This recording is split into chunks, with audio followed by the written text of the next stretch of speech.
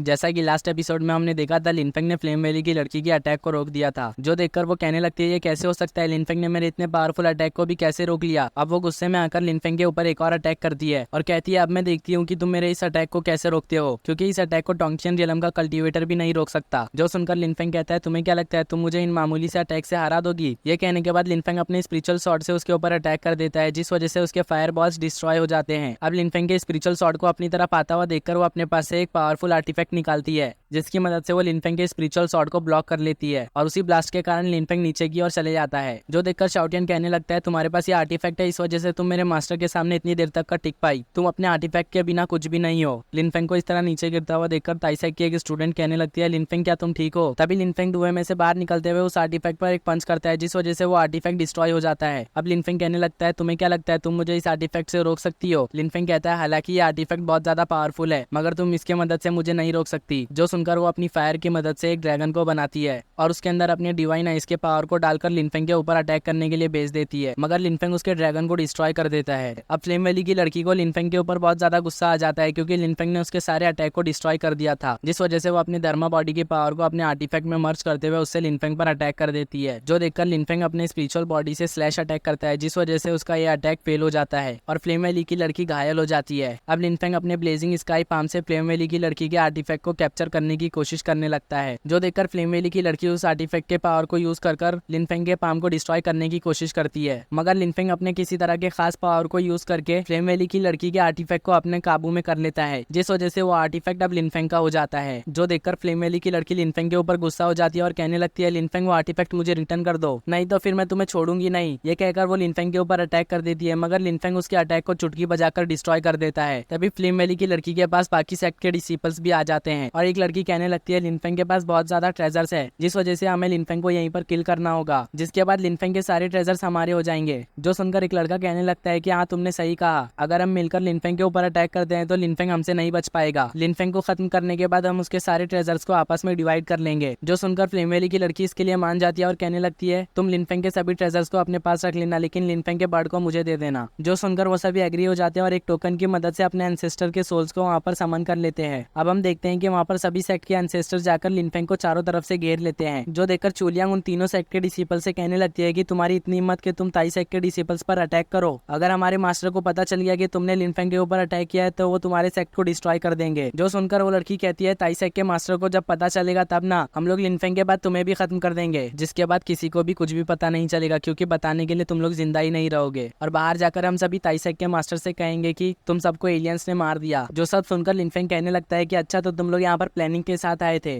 तभी लिनटियान की लिनफेंग के पास आ जाता है ताकि वो लिनफेंग की मदद कर सके इन लोगों से लड़ने में, और लिनटियान की उन सभी एंसेस्टर से कहता है कि तुम्हारी इतनी हिम्मत कि तुम अंकल गू पर अटैक करो। जो सुनकर एक लेडी मास्टर को गुस्सा आ जाता है और वो लिनटियान की पर अटैक कर देती है, मगर लिनफेंग अपने और लिनटियान की के चारों तरफ एक बैरियर बनाकर उस लेडी मास्टर के अटैक को ब्लॉक कर लेता है। जो देखकर फ्लेम वैली का मास्टर कहने लगता है कि तुम लोग किसका इंतजार कर रहे हो, अगर हम लोग लिनफेंग से अकेले अकेले फाइट करेंगे तो हम लिनफेंग को कभी भी हरा नहीं पाएंगे, इसलिए हमें मिलकर लिनफेंग से फाइट करना होगा। जो सुनकर वो सभी लोग लिनफेंग के ऊपर एक साथ अटैक करने के लिए जाने लगते हैं, मगर लिनफेंग एक फॉर्मेशन बनाकर उन सभी को वहीं पर फ्रीज कर देता है। जो देखकर उन सभी मास्टर्स को कुछ भी समझ में नहीं आता है। तभी एक मास्टर लिनफेंग के फॉर्मेशन पर अटैक करके लिनफेंग के फॉर्मेशन को डिस्ट्रॉय कर देता है, जिस वजह से वो सभी लिनफेंग के फॉर्मेशन से आजाद हो जाते हैं, मगर उसके लिए उन्हें एक भारी कीमत चुकानी पड़ती है, क्योंकि वो सभी इस फॉर्मेशन को तोड़ने के चक्कर में घायल हो जाते हैं। जो देखकर उनके डिसाइपल्स को उनकी फिक्र होने लगती है। अब शाओटियन लिनफेंग के पास जाकर कहने लगता है कि मास्टर मुझे कुछ भी समझ में नहीं आ रहा है कि आप ये सब क्या कर रहे हैं, आप चाहे तो इन सभी को एक ही बार में खत्म कर सकते हैं, तो आप किसका इंतजार कर रहे हैं। जो सुनकर लिनफेंग कहता है कि अभी के लिए मुझे इन सबसे फाइट करने में कोई भी इंटरेस्ट नहीं है, जिसके बाद हमारा सीन कट होकर तीनों सेक्ट के मास्टर्स पर आ जाता है और उसमें से एक मास्टर कहने लगता है कि इस बच्चे की कल्टीवेशन अभी के लिए बहुत कम है, मगर ये फिर भी डिवाइन गॉड रियलम के कल्टीवेटर को आराम से किल कर सकता है, इसलिए हमें इससे संभल कर रहना होगा। अब शाओटियन उन सभी मास्टर्स के पास जाकर उन सभी को कहने लगता है कि तुम सभी मेरे मास्टर से फाइट करने के लिए वर्दी नहीं हो, जिस वजह से मेरे मास्टर तुम सभी से फाइट करना नहीं चाहते हैं, इसलिए तुम सभी से अब मैं फाइट करूंगा। ये कहने के बाद शाओटियन अपने शॉर्ट टेक्निक से उन सभी पर अटैक कर देता है। जो देखकर फ्लेम वैली का मास्टर शाओटियन के सभी अटैक को डिस्ट्रॉय कर देता है। अब शाओटियन अपने डिवाइन शॉट से फ्लेम वैली के मास्टर पर अटैक कर देता है। शाओटियन के पास डिवाइन शॉट को देखकर फ्लेम वैली का मास्टर हैरान हो जाता है और कहने लगता है इस मामूली से स्पिरिचुअल बर्ड के पास डिवाइन शॉट कैसे आ गया। ये कहने के बाद फ्लेम वैली का मास्टर अपना एक पावरफुल अटैक चार्ज करने लगता है। फ्लेम वैली के मास्टर के अटैक को देखकर शाओटियन का डिवाइन वेपन डर जाता है और वापस शाओटियन के पास आ जाता है। जो देखकर शाओटियन उससे कहने लगता है कि तुम वापस क्यों आ गए, तुम एक डिवाइन वेपन होकर इससे डर रहे हो, क्या तुम्हारे अंदर करेज नहीं, अगर तुम्हारे अंदर करेज नहीं तो फिर तुम मेरे साथ फ्यूचर में कैसे फाइट करोगे। जो सुनकर शाओटियन का डिवाइन वेपन कहने लगता है कि मास्टर अभी तक मैंने गॉड लेवल को रीच नहीं किया है, जब मैं गॉड लेवल का वेपन बन जाऊंगा तब मैं आपके साथ फ्यूचर में जरूर फाइट करूंगा। जो सुनकर शाओटियन अपने सर को पकड़ लेता है और कहने लगता है अब वक्त आ चुका है कि मेरे नए स्किल को यहाँ पर ट्राई किया जाए। ये कहने के बाद वो अपने स्वॉर्ड फ्यूजन टेक्निक को एक्टिवेट करने लगता है। तभी ये एपिसोड यहीं पर एंड हो जाता है।